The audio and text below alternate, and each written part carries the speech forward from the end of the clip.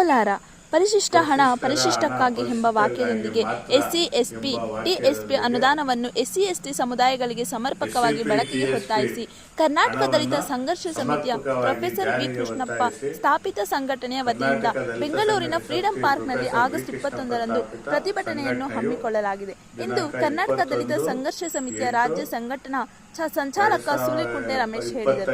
ನಗರದಲ್ಲಿ ಸುದ್ದಿಗಾರರೊಂದಿಗೆ ಮಾತನಾಡಿ ಸರ್ಕಾರ 2013ರಲ್ಲಿ ಎಸ್ಪಿ ಕಾಯ್ದೆಯನ್ನು ಜಾರಿಗೆ ತಂದಿದ್ದು ಎಸ್ಸಿ ಎಸ್ಟಿ ಸಮುದಾಯಗಳ ಅಭಿವೃದ್ಧಿಗೆ ಕಾಯ್ದೆಯಲ್ಲಿ ಉಪ ಕಾಯ್ದೆಗಳನ್ನು ರೂಪಿಸಲಾಗಿದೆ. 7D 7C ಸಮುದಾಯಗಳ ಅಭಿವೃದ್ಧಿಗೆ ಮಾರಕವಾಗುತ್ತದೆ. 2013ರಲ್ಲಿ ಎಸ್ಸಿಪಿ ಟಿಎಸ್ಪಿ ಕಾಯ್ದೆಯನ್ನ ಜಾರಿಗೆ ತಂದು ಪರಿಶಿಷ್ಟರ ಆರ್ಥಿಕವಾಗಿ ಶೈಕ್ಷಣಿಕವಾಗಿ ಸಮಾಜದಲ್ಲಿ